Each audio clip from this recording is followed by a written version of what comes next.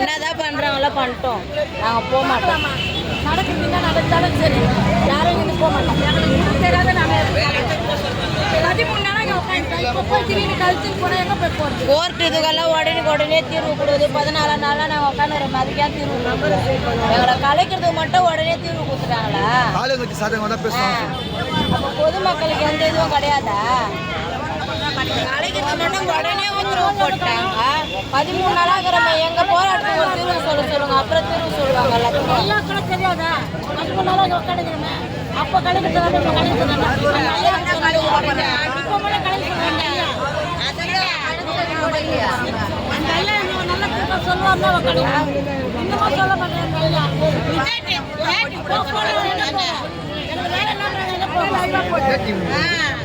Greens traditional face wash use பண்ணு. இது நமக்கு தரும் bright and glowing skin naturally. Greens traditional face wash.